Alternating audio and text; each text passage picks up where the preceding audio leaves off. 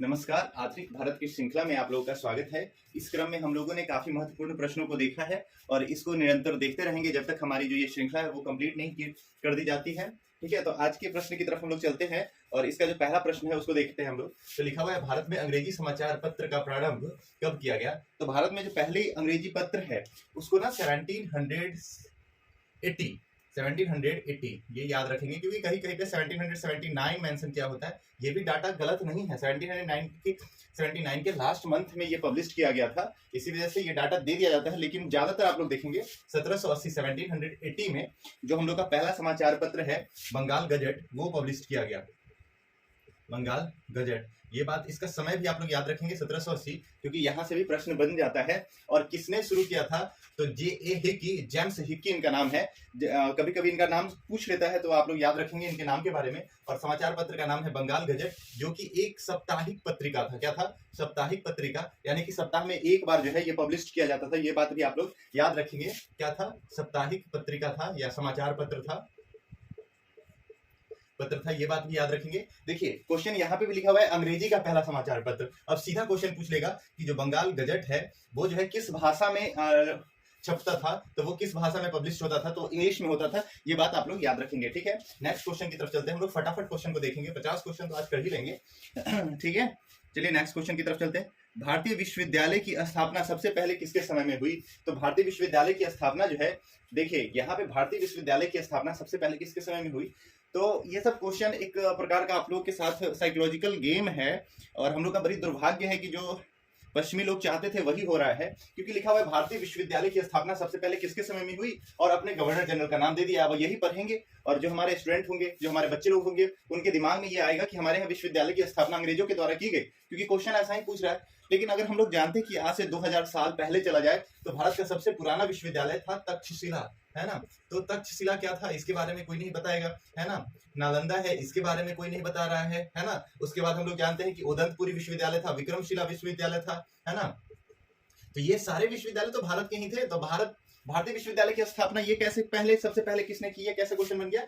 तो ये गलत होगा प्रश्न जो है इस तरह का पूछा जाना, और इसको थोड़ा सा पाठ्यक्रम में परिवर्तित किया जाए। लिखा होना चाहिए था कि अंग्रेजों द्वारा, है ना, अंग्रेजों द्वारा भारत में ये पहले विश्वविद्यालय की जो स्थापना है कौन सी की गई थी? तो उसका सही आंसर हो जाएगा लॉर्ड कैनिंग। किसके द्वारा किया गया था? लॉर्ड कैनिंग के समय में। इसके बारे में अगर हम लोग बात कर ले तो थोड़ा सा यहाँ पे ब्रीफिंग भी हो सकता है, तो हम लोग चलिए थोड़ा सा देख लेते हैं इसमें है क्या। तो 1854 में चार्ल्स, इस समय जो गवर्नर जनरल थे वो डलहौजी थे। याद रखिएगा, ऐसा नहीं कि गड़बड़ करके आ जाइएगा कि चार्ल्स का जो डिस्पैच आया था उस समय कौन गवर्नर जनरल था। तो उस समय जो गवर्नर जनरल थे उनका नाम था डलहौजी, क्योंकि हम लोग जानते हैं कि उन्हीं के द्वारा जो हड़प नीति अपनाई गई थी, भारत में रेल सेवा जो शुरू किया गया था डलहौजी का शुरू किया गया था। और उसी समय वुड का डिस्पैच आया था, है ना, चार्ल्स वुड डिस्पैच। हम लोग इसके बारे में भी थोड़ा सा बात कर लेते हैं। चार्ल्स वुड का डिस्पैच, है ना, ये क्या था डिस्पैच? ये क्या था? चार्ल्स वुड के द्वारा क्या कहा गया था कि भारत में जो शिक्षा व्यवस्था है उसके स्वरूप में काफी परिवर्तन को लेकर के बात कही गई थी। इनके द्वारा एक कमेटी बनाया गया था जिसमें ये कहा गया था कि हम लोग क्या करेंगे, जैसा इंग्लैंड में यूनिवर्सिटी होता है ना, जैसा इंग्लैंड में यूनिवर्सिटी होता है उसी तरह का यूनिवर्सिटी हम लोग भारत में खोलेंगे। और इन्हीं के कहने पर 1957 में 1857, वही जिस साल विद्रोह हुआ था उसी समय जनवरी 1957 में पहला विश्वविद्यालय खोला जाता है कलकत्ता में, है ना, अंग्रेजों के द्वारा कलकत्ता में। दूसरा खोला जाता है बंबई में, और तीसरा खोला जाता है मद्रास में। ये बात भी याद रखेंगे आप लोग कि भारत में यूनिवर्सिटी जो खोला गया था, 3 यूनिवर्सिटी कहाँ पे? कलकत्ता में, बंबई में और मद्रास में, जनवरी 1857 में खोला गया था। और किसके कहने पर, किसके रिकमेंडेशन पे किया गया था? तो चार्ल्स वुड के डिस्पैच पे, यानी चार्ल्स वुड की सिफारिश पे की गई थी। और जब ये यूनिवर्सिटी खुल रहा था उस समय गवर्नर जनरल कौन थे? तो कैनिंग थे, है ना। उस समय कौन थे? गवर्नर जनरल कैनिंग थे। ये बात याद रखना है। लेकिन चार्ल्स वुड का जो डिस्पैच आया था वो आया था उस समय, यानी कि 1854 में। उस समय गवर्नर जनरल का आपसे नाम पूछ ले तो उस समय कौन थे? डलहौजी थे। ये बात भी आप लोग याद रखेंगे, है ना। यही छोटा छोटा बात होता है जो घुमा घुमा के क्वेश्चन पूछा जाता है। तो चार्ल्स का जो डिस्पैच होता है, चार्ल्स वुड का जो डिस्पैच है, उसको भारतीय शिक्षा में क्या कहा जाता है? भारतीय शिक्षा का मैग्ना कार्टा कहा जाता है। ये बात भी आप लोग याद रखिएगा कि भारतीय शिक्षा का मैग्ना कार्टा किसे कहा जाता है? तो चार्ल्स वुड के डिस्पैच को भारतीय शिक्षा का मैग्ना कार्टा किसको कहा जाता है? तो चार्ल्स वुड के डिस्पैच को। ये बात याद रखेंगे, चार्ल्स वुड ये डिस्पैच को है। और ये क्वेश्चन चार्ल्स वुड का डिस्पैच कब आया था? तो डिस्पैच जो आया था इनका कब आया था? 1854 में। ये बात भी आप लोग याद रखेंगे। और इसकी सबसे खास बात क्या थी, जो हम लोगों ने भी बात किया कि यूनिवर्सिटी खोलने की बात कही थी, और उन्होंने कहा था कि हम लोग क्या करेंगे, जो प्राथमिक स्तर पर शिक्षा है ना, जो प्राइमरी लेवल पे जो एजुकेशन है उसको हम लोग मातृभाषा में ही रखेंगे, और जो हायर स्कूल है, हायर स्कूल और कॉलेज जो है वहां पे हम लोग क्या रखेंगे, एजुकेशन का जो मोड रहेगा वो इंग्लिश रहेगा, ऐसा उन्होंने कहा था। ये बात भी आप लोग याद रखेंगे, ठीक है। ये कुछ बातें हैं जो भारतीय विश्वविद्यालय की स्थापना से के संदर्भ में है, तो हम लोग याद रखेंगे। भारतीय विश्वविद्यालय की स्थापना सबसे पहले किसके समय में हुई? तो लॉर्ड कैनिंग के समय में हुई। ये बात आप लोग याद रखेंगे, ठीक है। नेक्स्ट क्वेश्चन की तरफ चलते हैं। देखिए बहुत ज्यादा ब्रीफिंग यहाँ पे नहीं करेंगे, आप लोग का वीडियो का रिस्पॉन्स टाइम बहुत कम होता है। एक खुली प्रतियोगितात्मक परीक्षा है ना, एक ओपन एग्जामिनेशन के माध्यम से इंडियन सिविल सर्विस में भारतीयों के लिए प्रवेश को निम्नलिखित में से किसने संभव बनाया? बहुत इंपॉर्टेंट क्वेश्चन है, इस चीज को आप लोग याद रखेंगे कि एग्जाम के थ्रू भारत में सिविल सर्विसेज जो शुरू हुआ था, आईसीएस इंडियन सिविल सर्विसेज, उसमें जो एग्जामिनेशन के बेसिस पे भारत में जो बहाली किया जाना लगा वो किनके समय में हुआ था? तो वो लॉर्ड डलहौजी के समय में हुआ था। ये बात आप लोग याद रखेंगे कि लॉर्ड जो डलहौजी है, इन्हीं के समय में क्या हुआ था कि भारत में खुली प्रतियोगिता परीक्षा की जाने लगी, यानी कि सभी के लिए। और इसके लिए हम लोग जानते हैं कि 1861 में, 1861 में, उससे पहले भी एक बात याद रखें कि 1858 में जो महारानी विक्टोरिया थी उनके द्वारा जो घोषणा पत्र पास किया गया था, उस घोषणा पत्र में क्या लिखा गया था कि अब हम लोग क्या करेंगे, रंग के आधार पर कोई भेदभाव नहीं करेंगे। ये बात भी आप लोग याद रखेंगे। विक्टोरिया जो है, महारानी विक्टोरिया का जो घोषणा पत्र पब्लिश हुआ था वो आप लोग को पता है कि 1 नवंबर 1858 को पब्लिश किया गया था। कहाँ पे पब्लिश किया गया था? तो इलाहाबाद में किया गया था।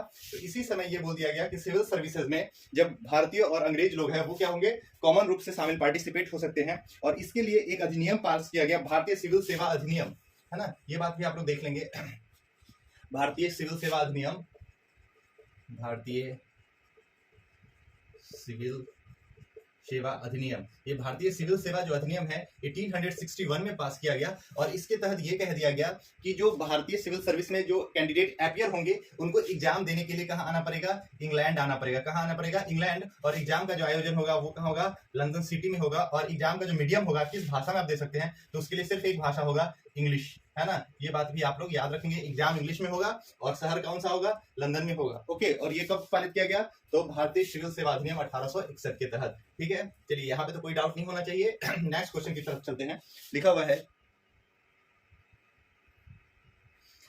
है अभी हम लोग बात किए थे कलकत्ता विश्वविद्यालय, है ना। कलकत्ता विश्वविद्यालय की स्थापना कब हुई थी? अभी हम लोग बात किए ना, इसकी स्थापना कब हुई? तो जनवरी 1857 में। कब हुई? 1857 में। और इसका जो आधार है वो स्थापना का कौन सा था? तो वुड का डिस्पैच था। कौन सा था? वुड का डिस्पैच। तो वुड का जो डिस्पैच था वो कब आया था? 1854 में। और वुड के डिस्पैच को हम लोग किस नाम से जानते हैं? तो भारतीय शिक्षा का मैग्ना कार्टा कहा जाता है। क्या कहा जाता है? भारतीय शिक्षा का मैग्ना कार्टा। और कलकत्ता के साथ आपसे पूछ लेगा कि कहाँ पे विश्वविद्यालय की स्थापना किया गया था? तो बंबई और मद्रास में। नेक्स्ट क्वेश्चन की तरफ चलते हैं। लिखा हुआ है ब्रिटिश सरकार ने कंपनियों के कार्यों में हस्तक्षेप किया और 1773 ईस्वी में एक अधिनियम पारित किया जिसका नाम क्या था, है ना।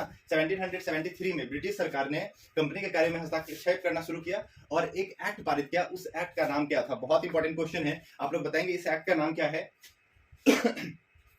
तो 1773 में जो एक्ट पास किया गया था उस एक्ट का नाम है नियामक एक्ट, नियामक अधिनियम। इस समय देखिए अभी हम लोग जानते हैं कि 1773 की बात की जा रही है। अभी तक ब्रिटिश सरकार जो है वो डायरेक्टली इन्वॉल्व नहीं हो रही थी। ब्रिटिश गवर्नमेंट कब आती है? 1858 में आ जाती है, ठीक है। अभी नहीं इन्वॉल्व हो रही है। तो इन्वॉल्व होने के लिए एक अधिनियम पारित करता है। उस अधिनियम का नाम क्या है? तो नियामक अधिनियम है। ये बात आप लोग याद रखेंगे, ठीक है। बहुत इंपॉर्टेंट क्वेश्चन है। ओके, ये आपसे ये भी क्वेश्चन पूछ सकता है कि ब्रिटिश सरकार ने नियामक अधिनियम पारित करके कंपनी के कार्यों में दखल दिया, ये कब पास किया गया था? तो 1773 ईस्वी में। ओके, नेक्स्ट क्वेश्चन की तरफ चलते हैं हम लोग।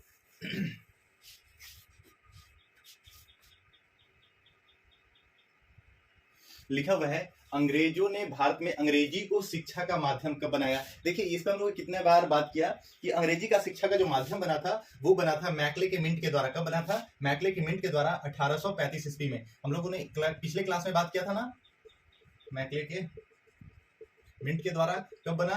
तो 1835 ईस्वी में। और इस समय कौन गवर्नर जनरल थे? तो लॉर्ड विलियम बेंटिक। कौन थे? बेंटिक का नाम आप लोग को याद रखना है, लॉर्ड विलियम बेंटिक यही गवर्नर जनरल थे जिनके समय में क्या बना कि अंग्रेजी जो माध्यम है वो भारत के एजुकेशन में इंट्रोड्यूस किया गया। ओके, नेक्स्ट क्वेश्चन की तरफ हम लोग चलते हैं।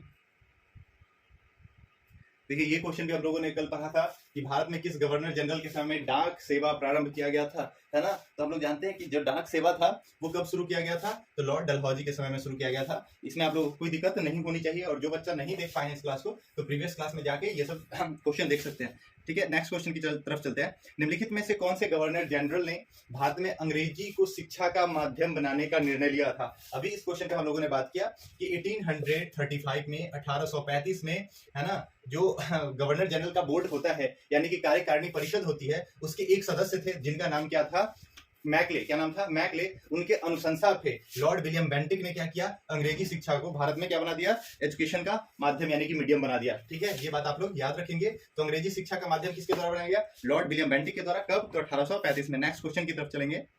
लॉर्ड कॉर्नवालिस को डैश के लिए जाना जाता है, तो लॉर्ड कॉर्नवालिस को कई कामों के लिए जाना जाता है, तो देख लेते हैं।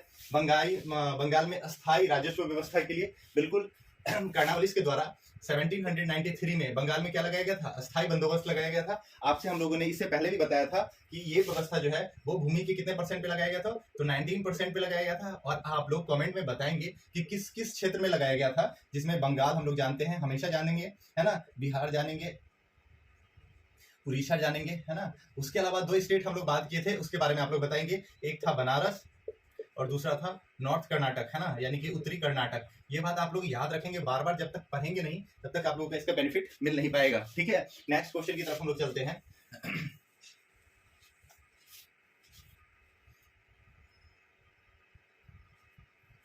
लिखा हुआ है, निम्नलिखित में से कौन शिक्षा कार्यवृत्ति की रचना के लिए विख्यात है ना। तो इसमें हम लोग जानते हैं कि कौन है, लॉर्ड मैकाले, है ना। लॉर्ड मैकाले के द्वारा ही हम लोग बात की कि 1835 में क्या किया गया था कि अंग्रेजी को भारतीय शिक्षा का माध्यम बना दिया गया था हायर एजुकेशन में। और इनके द्वारा एक थ्योरी दिया गया था जिसका नाम था डाउनवर्ड फिल्ट्रेशन थ्योरी, है ना।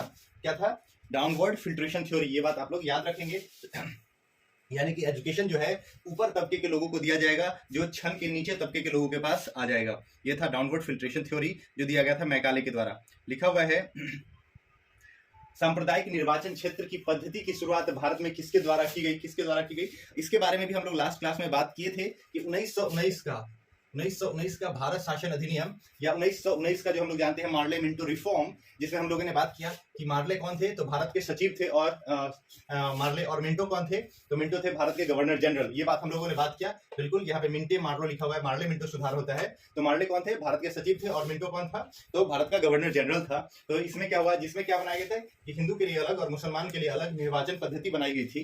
तो इसका सही आंसर क्या हो जाएगा, 1909। ठीक है, नेक्स्ट क्वेश्चन की तरफ हम लोग चलते हैं। बंगाल की एशियाटिक सोसाइटी, बहुत इंपॉर्टेंट क्वेश्चन है। बंगाल में एशियाटिक सोसाइटी की स्थापना कब की गई थी, तो बंगाल में एशियाटिक सोसाइटी की स्थापना 1784 में किसके द्वारा, तो सर विलियम जोन्स के द्वारा किया गया था। किसके द्वारा किया गया था, सर विलियम जोन्स के द्वारा। ये बात भी आप लोग याद रखेंगे। ठीक है, नेक्स्ट क्वेश्चन की तरफ चलते हैं हम लोग। नेक्स्ट क्वेश्चन है, भारत की शासन व्यवस्था में पहली बार प्रतिनिधि एवं लोकप्रिय तत्व को समाविष्ट करने का प्रयास किसके माध्यम से किया गया। देखिए बहुत इंपॉर्टेंट क्वेश्चन है, जो लोग इस क्वेश्चन को नहीं समझ पा रहे हैं वो समझेंगे। ये तो लंबा सा क्वेश्चन है, क्या है वो नहीं समझ पा रहे हैं, बहुत इंपॉर्टेंट क्वेश्चन है। देखिए हम लोगों ने कल बात किया था कि भारत में पहली बार चुनाव प्रणाली को इंट्रोड्यूस किया गया, जो वास्तविक चुनाव प्रणाली थी, है ना, वास्तविक चुनाव प्रणाली थी, वो कब इंट्रोड्यूस किया गया, 1909 में, यानी 1909 ईस्वी में, जिसको हम लोग मार्लो मिंटो रिफॉर्म कहते हैं। लेकिन अनौपचारिक तरीके से या अप्रत्यक्ष रूप से लिखा हुआ है लोकप्रिय तत्व। लोकप्रिय तत्व कौन होगा, वैसे व्यक्ति जिनकी पॉपुलैरिटी कहां पे है, जनता के बीच में है ना, उनको चुन के लाना, ना कि उनके एजुकेशन पे। ठीक है, तो यहाँ पे लिखा हुआ है यही ना, पहली बार प्रतिनिधि और लोकप्रिय तत्व को समाविष्ट किया गया, यानी कि उनको चुना गया। ये कब संभव हुआ, तो हम लोग जानते हैं 1892 में, है ना। यानी कि ये क्वेश्चन बहुत इंपॉर्टेंट है। देखिए वास्तविक रूप से अगर चुनाव पूछे तो आप लोग 1909 का बात करेंगे, लेकिन आपसे पूछेगा जो अगर लोकप्रिय तत्व यानी कि चुनाव को पहली बार भारत में कब इंट्रोड्यूस किया गया, लेकिन वो प्रत्यक्ष नहीं था, अप्रत्यक्ष रूप से था। ठीक है, तो कब किया गया, 1892 में, भारतीय परिषद अधिनियम। बहुत इंपॉर्टेंट क्वेश्चन है भाई, इसको आप लोग एकदम रट लेंगे और समझ भी लेंगे। इस तरह का कुछ क्वेश्चन है जो आदमी समझ नहीं पाता है, जिसकी वजह से जब क्वेश्चन का प्रारूप बदल जाता है तो आदमी गलत करके आ जाता है। ठीक है, तो 1892 में 1892 में पहली बार भारत में अप्रत्यक्ष चुनाव की व्यवस्था की गई, जबकि भारत में प्रत्यक्ष चुनाव की व्यवस्था 1909 ईस्वी में की गई थी। ठीक है, नेक्स्ट क्वेश्चन की तरफ चलते हैं।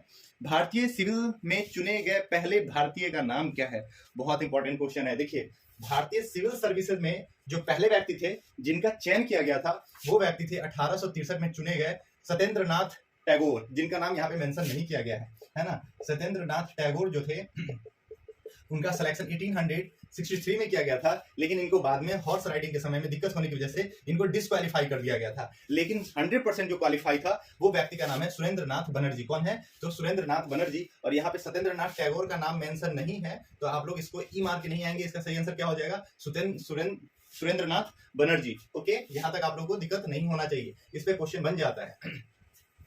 नेक्स्ट क्वेश्चन आप लोग देखेंगे, निम्नलिखित में से किस उद्देश्य से साइमन कमीशन का गठन किया गया था? बहुत इंपॉर्टेंट क्वेश्चन है ना। साइमन कमीशन का गठन जो है वो कब किया गया था? तो 1928 में, है ना। गठन तो हालांकि 1927 में किया गया था, लेकिन ये भारत पहुंचा था मार्च 1928 में। और जब ये भारत पहुंचा था तो इसका मेन मकसद क्या था? तो देखिए, भारत में क्या किया जा रहा था कि हर 10 साल पे एक नया रिफॉर्म लाया जा रहा था। जैसे आप लोग देख सकते हैं 1909 का भारत शासन अधिनियम, 1919 का भारत शासन अधिनियम, तो 1929 में जो भारत शासन अधिनियम आया था, है ना, जो कि साइमन कमीशन के अपोज की वजह से प्रभावी नहीं हो सका, जो आगे चल के 1935 का भारत शासन अधिनियम बना, 1935 का भारत शासन अधिनियम बना। तो ये क्या हो रहा था, हर 10 साल पे भारत में जो सिस्टम है उसको रिव्यू किया जाता था और उसके अकॉर्डिंग कुछ भी सुधार जो किया जाना था उसको किया जाता था। तो वही लिखा हुआ है कि साइमन कमीशन का गठन क्यों किया गया था? तो क्यों किया गया था? आगे और सुधार करने के लिए भारत की उपयुक्तता की समीक्षा करना। ठीक है, तो आगे जो हम लोग भारत में क्या है उसके अकॉर्डिंग जो समीक्षा किया जाना है, इसके लिए साइमन कमीशन का गठन किया गया था। ये बात भी आप लोग याद रखेंगे। नेक्स्ट क्वेश्चन की तरफ हम लोग चलते हैं। निम्नलिखित में किसके द्वारा सती प्रथा पर रोक लगा दी गई थी? ये बहुत इंपॉर्टेंट क्वेश्चन है। तो अगर इसमें किसी समाज सेवी का नाम पूछेगा तो हम लोग जानते हैं कि सती प्रथा का जो सबसे ज्यादा विरोध किया गया था वो राजा राम मोहन राय के द्वारा किया गया था। किनके द्वारा? राजा राम मोहन राय। ये बात आप लोग याद रखेंगे, इनके द्वारा जबरदस्त इसका विरोध किया गया था, क्योंकि इन्होंने अपने आंखों के सामने देखा जब इनके भाई की मृत्यु हो जाती है तो इनकी पत्नी को, है ना, इनके भाई की पत्नी को यानी इनकी भाभी को चिता पे जला दिया जाता है। और जब वो चीखती हैं, है ना, जब वो चीखती हैं तो क्या किया जाता है कि ढोल और नगारों के साथ उनकी आवाज को दबा दिया जाता है। ठीक है, इस बात से वो काफी हताश होते हैं और सोचते हैं कि इस कुप्रथा को क्या करना है, भारत से हटा देना है। इसी वजह से आधुनिक भारत का नव भारत का जो पुरुष है, यानी वर्तमान भारत के नव आधुनिक, तो हम लोग बात की। लेकिन यहाँ पे क्या पूछा हुआ है कि निम्नलिखित किसके द्वारा सती प्रथा पर रोक लगाई गई थी? तो सती प्रथा पर रोक जो लगाया गया था वो लगाया गया था लॉर्ड विलियम बेंटिक के द्वारा। किसके द्वारा लगाया गया था? लॉर्ड विलियम बेंटिक के द्वारा। और ये कब लगाया गया था? तो 1829 में, है ना, एक एक्ट पास किया गया जिसका नाम था, एक्ट का कानून का नंबर था एक्ट नंबर 17, है ना। ये बात भी आप लोग याद रखिएगा। अधिनियम नंबर 17, ये क्वेश्चन पूछ लेता है, ये आप लोग याद रखेंगे। अधिनियम नंबर 17, या ये रोमन में लिखा हुआ होगा 17, ये बात आप लोग याद रखिएगा। और कब किया गया? तो 1829 में। देखिए, इस पे बात शुरू हुआ था 1828 में, है ना, लेकिन इसको गैर कानूनी घोषित किया गया था दिसंबर महीने 1829 में। ठीक है, ये बात भी आप लोग याद रखेंगे। नेक्स्ट क्वेश्चन की तरफ हम लोग चलते हैं। नेक्स्ट क्वेश्चन है कि स्वामी दयानंद सरस्वती का मूल नाम क्या था? तो स्वामी दयानंद सरस्वती का जो मूल नाम था वो क्या नाम है? मूल शंकर। ये याद आप रखेंगे आप लोग, बहुत इंपॉर्टेंट क्वेश्चन है। इस तरह का छोटा मोटा जो क्वेश्चन है, डायरेक्ट क्वेश्चन इस तरह का पूछ लेता है। नेक्स्ट क्वेश्चन हम लोग देखते हैं,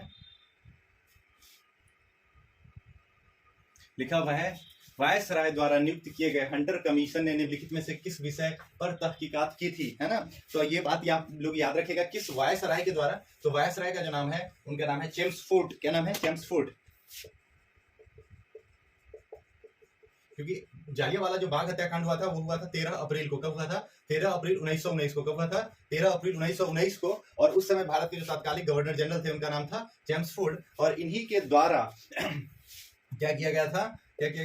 तो हंटर कमीशन का गठन किया गया था। किसका गठन किया गया था?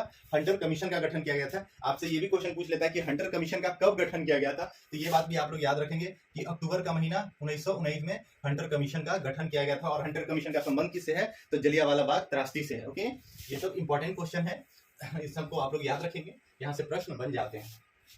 नेक्स्ट क्वेश्चन की तरफ चलते हैं। लिखा हुआ 1909 के इंडियन काउंसिल एक्ट का एक अन्य नाम क्या है? तो हम लोग जानते हैं इसका नाम क्या है, मार्ले मिंटो रिफॉर्म या मार्ले मिंटो सुधार। नेक्स्ट क्वेश्चन, लिखा हुआ है ब्रिटिश क्राउन ने ईस्ट इंडिया कंपनी से भारत का संप्रभुता किस वर्ष ले लिया? तो हम लोग को पता है कि 1 नवंबर 1858 को, है ना, 1857 के विद्रोह के बाद 1 नवंबर 1858 को।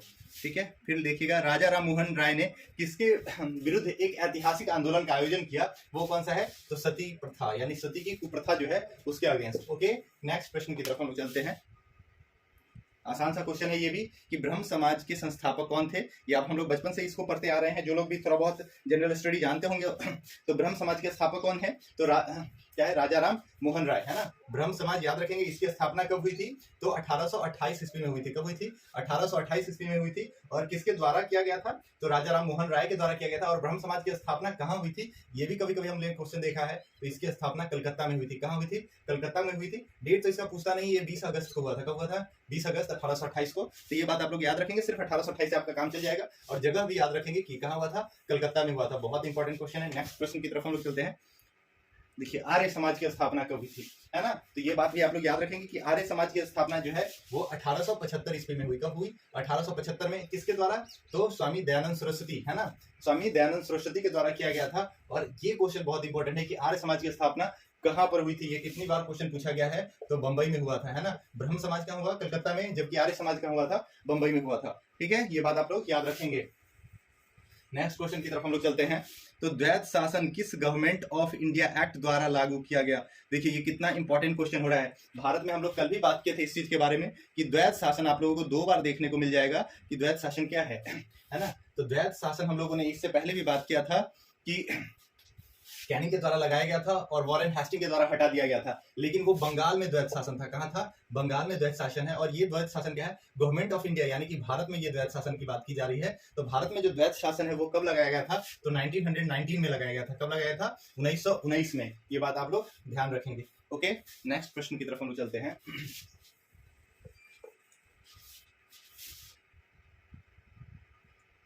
लिखा हुआ है पश्चिम भारत के किस धार्मिक सुधारक को लोकहितवादी कहते हैं? ये तो आसानी क्वेश्चन है। ये आप लोग कितनी बार पढ़े होंगे या नॉर्मली कोई भी पढ़ते होंगे तो ये याद, ये सब में कुछ नहीं, इसको सीधा याद रखना है कि लोकहितवादी किसको कहा जाता है? गोपाल हरि देशमुख को। किसको कहा जाता है? गोपाल हरि देशमुख को।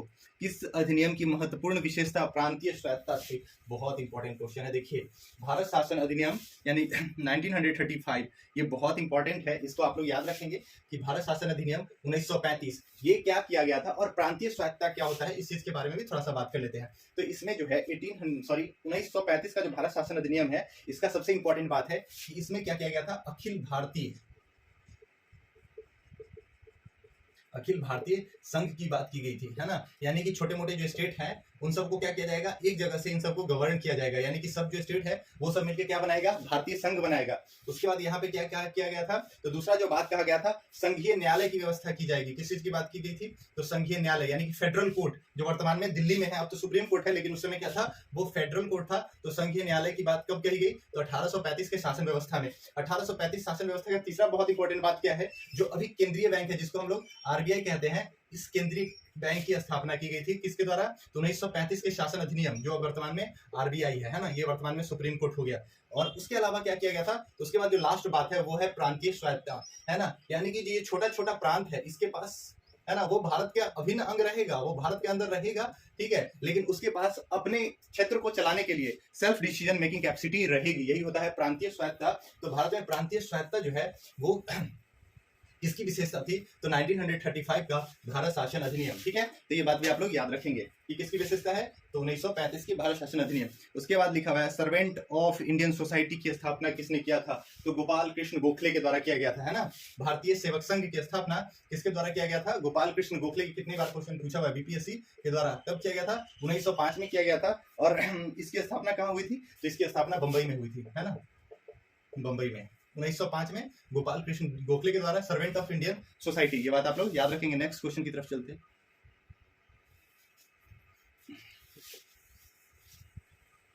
केशव चंद्र सेन का बात है। केशव सेन है तो भारतीय समाज, भारतीय ब्रह्म समाज से इनका रिलेशन है ना। यहाँ पे दूसरा नंबर लिख देते हैं। दयानंद सरस्वती, अभी हम लोग बात किए ना, दयानंद सरस्वती का संबंध किससे है? तो आर्य समाज से है। चौथा नंबर इसका सही आंसर हो जाएगा। फिर आत्माराम पांडुरंगा, ये किससे है? तो प्रार्थना समाज सभा से है।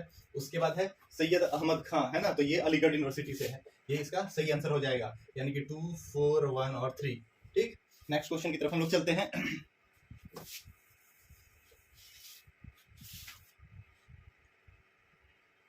सही आंसर इसका 2413 सी। वेदों की ओर वापस लौटो, है ना, वेदों में सर्वदा सत्य निहित है ना, ये सब किसका थॉट था, वापस वेदों की ओर, है ना, या वेदों की ओर लौटो, वेदों में सर्वदा सत्य निहित है, ये सब किसका नाम थॉट था, तो दयानंद सरस्वती का। किसका? दयानंद सरस्वती का। ये बात आप लोग याद रखेंगे, ये क्वेश्चन कितनी बार बीपीएससी के द्वारा पूछा गया है, वापस वेद की ओर लौटो, है ना, वेदों में सर्वदा सत्य निहित है ना, वापस वेद की ओर, ये किसके द्वारा है, तो दयानंद सरस्वती के द्वारा है। नेक्स्ट क्वेश्चन, किस गवर्नर जनरल ने भारत में सती प्रथा का अंत किया, तो हम लोग बात किए कि सती प्रथा का अंत 1829 में लॉर्ड विलियम बेंटिक के द्वारा, दिसंबर का महीना था, ये बात भी हम लोग किए। और ये कौन से कानून के द्वारा, तो अधिनियम नंबर 17, है ना, अधिनियम नंबर क्या था, 17, इसके द्वारा क्या किया गया था, तो सती प्रथा का अंत किया गया, ये बात आप लोग याद रखेंगे, ठीक है। नेक्स्ट क्वेश्चन की तरफ हम लोग चलते हैं। नए भारत का पैगंबर किसे कहा जाता है ना, तो नए भारत का जो पैगंबर है वो राजा राम मोहन राय का, है ना, आधुनिक पुरुष इनको कहा जाता है, भारत का आधुनिक पुरुष किसको कहा जाता है, राजा राम मोहन राय को। नए भारत का पैगंबर किसको कहा जाता है, तो राजा राम मोहन राय को, ठीक है। 1909 में पारित मार्ले मिंटो सुधार का उद्देश्य क्या था, ये अभी हम लोग बात किए ना, जो 1909 में जो पारित मार्ले मिंटो रिफॉर्म था, उसका मेन मकसद क्या था, तो पृथक निर्वाचन प्रणाली लागू करना। क्या था, पृथक निर्वाचन प्रणाली, है ना, हिंदू और मुस्लिमों के लिए अलग अलग निर्वाचन प्रणाली को स्थापित किया जाना, ठीक है, सबसे इंपॉर्टेंट बात यही है। नेक्स्ट टॉपिक की तरफ चलते हैं, नेक्स्ट क्वेश्चन की तरफ। लिखा हुआ है कि दयानंद सरस्वती ने प्रथम आर्य समाज की स्थापना 1875 में कहा की, तो अभी हम लोग बात किए थे ना, जब ये क्वेश्चन देख रहे थे, तो आर्य समाज की जो स्थापना है ना, जो आर्य समाज है, इसकी स्थापना कहाँ की गई थी, बंबई में। जबकि आपसे क्वेश्चन पूछ लेगा कि ब्रह्म समाज की स्थापना कहाँ की गई थी, तो कोलकाता में, ये बात आप लोग याद रखेंगे। नेक्स्ट क्वेश्चन की तरफ हम लोग चलते हैं। निम्नलिखित में से भारत में स्थापित स्वशासन का अग्रगामी किसे कहा जाता है, स्थानीय स्वशासन, ये बहुत इंपॉर्टेंट है। भारत में स्थानीय स्वशासन का जनक किसको कहा जाता है, तो लॉर्ड रिपन को। किसको कहा जाता है, लॉर्ड रिपन को, है ना, ये बात याद रखेंगे आप लोग। और इनके द्वारा स्थानीय स्वशासन जो है वो कब प्रारंभ किया गया था, तो 1882 ईस्वी में। ये बहुत इंपॉर्टेंट क्वेश्चन है, यहाँ से बार बार क्वेश्चन पूछा जाता है। नेक्स्ट क्वेश्चन, किसके मुख्य प्रयास से सती प्रथा का उन्मूलन हुआ, तो राजा राम मोहन राय के सहयोग से, ठीक है। उसके बाद निम्नलिखित में से कौन 19वीं शताब्दी में भारत में सामाजिक सुधार आंदोलन में अग्रणी रहा। 19वीं शताब्दी में अगर हम लोग बात कर ले, यानी कि 1801 से लगा करके 1900 ईस्वी तक में, तो सबसे इंपॉर्टेंट पर्सनालिटी कौन था, 1801 से लगा के 1900 तक बात कर ले, ये 19वीं शताब्दी हो गई। सबसे इंपॉर्टेंट कौन पर्सनालिटी था, तो राजा राम मोहन राय। इनको आधुनिक भारत का नव पुरुष कहा जाता है, ठीक है ना। ये उस समय में भी जो भारत में उतना मॉडर्नाइजेशन नहीं था, फिर भी ये काफी मॉडर्न व्यक्ति थे। उसके बाद लिखा स्वामी विवेकानंद का नाम क्या था, तो मूल नाम इनका था नरेंद्र दत्त। क्या नाम था, नरेंद्र दत्त। नेक्स्ट क्वेश्चन देखेंगे, रैयतवारी व्यवस्था किसने विकसित की थी। अरे ये तो कितनी बार हम लोगों ने पढ़ा है और काफी अच्छी तरीके से पढ़ा है कि रैयतवारी व्यवस्था। तो आप लोग बताइए कि रैयतवारी व्यवस्था क्या है और कब लगाया गया था। तो हम लोगों ने बात किया था कि 1820 ईस्वी में रैयतवारी व्यवस्था जो है वो कहाँ लगाया गया था, तो मद्रास में, बंबई में और असम में, ये 3 क्षेत्र में लगाया गया था रैयतवारी व्यवस्था। और भारत के सर्वाधिक क्षेत्र पर लगाया गया था, 51% पे लगाया गया था। इसमें क्या किया गया था, बिचौलिया को हटा दिया गया था, यानी कि किसान डायरेक्ट किससे बात करते थे, सरकार से अपना कर या सरकार से डायरेक्ट इनका संपर्क था, बिचौलिया को समाप्त कर दिया गया था। ये बात भी आप लोग याद रखेंगे। और लगाने वाले का नाम क्या है, तो थॉमस मुनरो और एलिफिस्टन। ये भी बात आप लोग याद रखेंगे, है ना। 2 व्यक्ति का इसमें संबंध है। तो एलिफिस्टन था वो बंबई का गवर्नर था, जबकि मद्रास का गवर्नर थॉमस मुनरो था। इन दोनों के द्वारा क्या लगाया गया था, तो रैयतवारी व्यवस्था लगाया गया था। ओके, नेक्स्ट क्वेश्चन की तरफ हम लोग चलते हैं।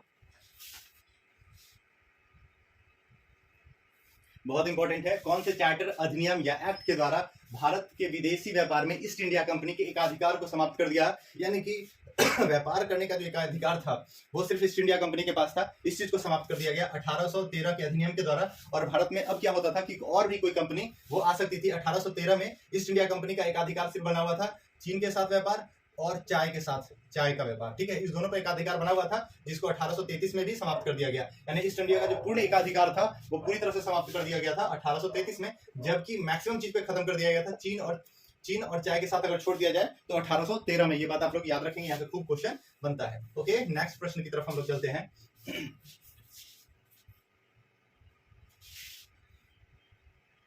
ये वही है the servant of India society, servant society of India, है ना। तो सर्वेंट सोसाइटी ऑफ इंडिया है ना, भारत सेवक समाज की स्थापना किसके द्वारा, गोपाल कृष्ण गोखले के द्वारा कहाँ किया गया था, 1905 में। कहाँ पे, तो बंबई में। ये बात भी आप लोग याद रखेंगे, ये बहुत इंपॉर्टेंट है, यहाँ से क्वेश्चन बन जाते हैं। इस प्रकार के जितने भी प्रश्न है उसको आप लोग याद रखेंगे, ठीक है। नेक्स्ट क्वेश्चन, निम्नलिखित में से किसने राज्य अपहरण नीति को क्रियान्वित किया था, बहुत इंपॉर्टेंट क्वेश्चन है। हम लोगों ने कितनी बार इसके बारे में कहा था, आप लोगों को पढ़ाया है और आप लोग इसको एकदम रट लेंगे। तो लॉर्ड डलहौजी के द्वारा 1848 में ये शुरू किया गया था और 1856 तक चला, है ना। सबसे पहला है 48 में जो पहला स्टेट था उसका नाम था सतारा, है ना, और सबसे 1856 में जो मिलाया गया था उसका नाम था अवध, है ना। ये बात आप लोग एकदम रट के बैठ जाएंगे, है ना। सतारा अवध, टोटल कितने स्टेट को मिलाया गया था डॉक्ट्रिन ऑफ लैप्स के आधार पे, तो 8 स्टेट को मिला लिया गया था, ठीक है। तो ये बात आप लोग एकदम रट के बैठेंगे, यहाँ से किसी भी क्वेश्चन को पूछ सकता है, सबके सीक्वेंस को पूछ सकता है, तो इसके पहले दूसरे वीडियो में आप लोग देखेंगे तो वहां मिल जाएगा। नेक्स्ट है, रामकृष्ण मिशन की स्थापना किसने की थी, तो बहुत आसान क्वेश्चन है। रामकृष्ण मिशन की स्थापना विवेकानंद के द्वारा किया गया था। नेक्स्ट क्वेश्चन देखेंगे, लॉर्ड कर्जन के वायसराय होने के दौरान निम्नलिखित में से कौन सी घटना नहीं घटी, लॉर्ड कर्जन, ठीक है। लॉर्ड कर्जन के समय में पुरातत्व विभाग की स्थापना, ये बहुत इंपॉर्टेंट है, पुरातत्व विभाग की स्थापना, पुरातत्व सर्वेक्षण संरक्षण विभाग, है ना, संरक्षण जो पुरातत्व विभाग है उसका जो संरक्षण जो प्रोवाइड किया जाने लगा वो कर्जन के समय में ही 1904 ईस्वी में दिल्ली दरबार, द्वितीय दिल्ली दरबार का आयोजन हम लोग जानते हैं 1903 ईस्वी में किया गया था। ये सबसे भव्य दिल्ली दरबार था जो 1887 में किया गया था उससे, और 1811 में जो किया गया, 1911 में जो किया गया था उससे भी, यानी कि दोनों से बड़ा था, और 3 दिल्ली दरबार का आयोजन किया गया। उसके बाद हम लोग जानते हैं भारतीय राष्ट्रीय कांग्रेस की स्थापना 1885 में किया गया था, और इस समय लॉर्ड कर्जन नहीं थे, इसका सही आंसर सी हो जाएगा। बंगाल का विभाजन हम लोग जानते हैं 1905 में किया गया था, यानी कि 3 घटनाक्रम लॉर्ड कर्जन से संबंधित है, ठीक है। नेक्स्ट प्रश्न की तरफ हम लोग चलते हैं।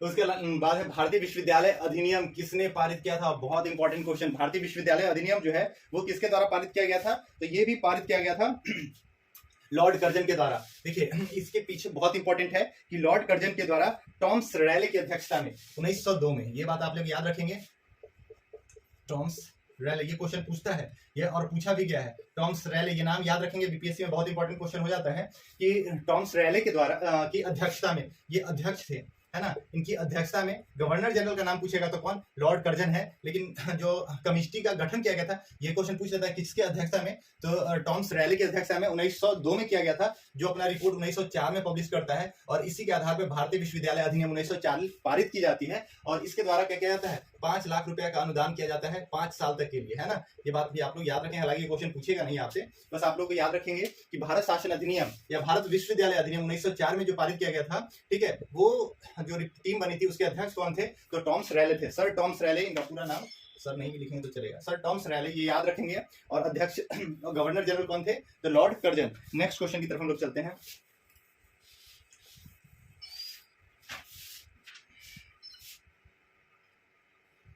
लिखा हुआ है लॉर्ड मैकाले, साधारणतः भारत में किसके लिए जाने जाते हैं, तो लॉर्ड मैकाले हम लोग हमेशा बात करते हैं, ये 1835, जब से ही इनके दिमाग में आता है तो अंग्रेजी शिक्षा फटाक से चला जाना चाहिए, हायर स्कूल में होना चाहिए, ये बात भी आप लोग के दिमाग में जाना चाहिए। लिखा हुआ है Pitt's India act, Pitt's India act कब आया था, ये आप लोग जानते हैं 1784 में, 1784 ईस्वी, पिट्स इंडिया एक्ट के तहत निम्नलिखित में से किसे स्थापित किया गया था, तो हम लोग जानते हैं बोर्ड ऑफ कंट्रोल की स्थापना की गई थी पिट्स इंडिया एक्ट के तहत, ये बात आप लोग जानते हैं। 1784 पिट्स इंडिया एक्ट 1784, इसके द्वारा क्या गठित किया गया था, तो नियंत्रण बोर्ड का स्थापना, यानी बोर्ड ऑफ कंट्रोल की बात कर ले तो बोर्ड ऑफ कंट्रोल का गठन किया गया था, है ना, कंट्रोल का गठन किया गया था, जो कितने सदस्यीय था, ये भी बात भी कभी क्वेश्चन पूछ लेता है, तो 6 सदस्यीय था ये, ठीक है ना, यानी कि नियंत्रक बोर्ड में कितने मेंबर थे, 6 मेंबर थे, और इसी को हम लोग बोर्ड ऑफ कंट्रोल भी कहते हैं, कभी कभी बोर्ड ऑफ कंट्रोल भी आप लोगों के सामने आ जाएगा। पिट्स इंडिया एक्ट कब आया था, तो 1784 में, ये तो आसान सा बात है, ये आप लोगों को याद होना चाहिए। उसके भारतीय सिविल सेवा में अर्हता प्राप्त करने वाले प्रथम भारतीय कौन थे, देखिए बहुत इंपॉर्टेंट क्वेश्चन आ गया, है ना। जो पहले एलिजिबल कैंडिडेट थे उनका नाम क्या है, तो उनका नाम हम लोगों ने बात किया, उनका नाम क्या था, सत्येंद्र नाथ टैगोर। कौन है, सत्येंद्र नाथ टैगोर। ये कब हार्ड क्वालिफाइड कर हो गए थे, तो 1863 में पहले व्यक्ति, लेकिन हम लोग बात की कि हॉर्स राइडिंग में इनको डिस्क्वालीफाई कर दिया गया था, जबकि सुरेंद्र नाथ बनर्जी है वो 100% क्वालिफाई होने वाले पहले व्यक्ति है, ठीक है, ये बात याद रखेंगे। तो इसका सही आंसर क्या हो जाएगा, सत्येंद्र नाथ टैगोर, ठीक है। नेक्स्ट क्वेश्चन आप लोग देखेंगे, ब्रिटिश प्रशासन के दौरान निम्नलिखित में से किस गवर्नर जनरल ने हड़प नीति अपनाई, अरे यार कितना बार ये क्वेश्चन पूछ लेगा, है ना, तो हड़प नीति लॉर्ड कॉर्नवालिस के समय में, है ना, गलत भाई आप लोग मत बोलिए, लॉर्ड डलहौजी के समय में। किसके समय में हुई थी? लॉर्ड डलहौजी के समय में। ठीक है, नेक्स्ट क्वेश्चन की तरफ हम लोग चलते हैं। रॉलेट एक्ट 1919 किसके काल में लागू हुआ? तो रॉलेट एक्ट जो आया था वो 1919 में आया था, और किसके समय में आया था? तो लॉर्ड चैम्सफोर्ड के, है ना, किसके समय में आया था? लॉर्ड चैम्सफोर्ड के समय में आया था। और रॉलेट एक्ट किसकी अनुशंसा पे आई थी? तो सिडनी रॉलेट के अनुशंसा पे, है ना, सिडनी रॉलेट, है ना, इन्हीं के द्वारा ये रॉलेट एक्ट बनाया गया था। और इसका मेन मकसद क्या था कि भारत में जो राजनीतिक गतिविधि है उसको कम किया जाना चाहिए। ठीक है, इसी वजह से कोई भी व्यक्ति अगर राजनीतिक एक्टिविटी में इन्वॉल्व पाया जाता था तो उसको बिना वारंट और बिना लॉयर के क्या किया जाता, बिना पूछे ना कुछ समझे सीधा उठा के जेल में बंद कर दिया जाता था। इसी वजह से रॉलेट एक्ट को अंधा कानून, ना दलील और ना वकील की कानून भी कहा जाता है। ठीक है, ये बात भी आप लोग याद रखेंगे। लिखा हुआ है भारत सरकार अधिनियम 1935 को दास्ता का नया घोषणा पत्र, बहुत इंपॉर्टेंट है। पेपर ऑफ स्लेवरी किसके द्वारा कहा गया था? तो पेपर ऑफ स्लेवरी जो कहा गया था वो जवाहरलाल नेहरू के द्वारा कहा गया था। किसके द्वारा कहा गया था? जवाहरलाल नेहरू के द्वारा। भारत सरकार अधिनियम 1905 को दास्ता का नया घोषणा पत्र किसके द्वारा कहा गया था? तो पंडित जवाहरलाल नेहरू के द्वारा। बहुत इंपॉर्टेंट क्वेश्चन है, ये सब आप लोग याद रखेंगे। इसको कभी कभी इंग्लिश में भी लिख देता है ना, पेपर ऑफ स्लेवरी, है ना, तो किसके द्वारा कहा गया था? जवाहरलाल नेहरू के द्वारा। देखिए आप लोग पूरा वीडियो को देखते नहीं है, वीडियो जब तक देखेंगे नहीं तब तक ज्यादा से ज्यादा बेनिफिट मिल नहीं पाएगा। अगर वीडियो में आपको किसी प्रकार की कोई कमी लगती है तो इसके लिए आप लोग निश्चित रूप से कमेंट करके हमें सजेशन दे सकते हैं, हम इसको इम्प्रूव करेंगे। और हम आप लोगों का जो क्लास है वो इस वीक 5 से 6 दिन में कंप्लीट करवा देंगे। ओके, ठीक है, तब तक के लिए धन्यवाद।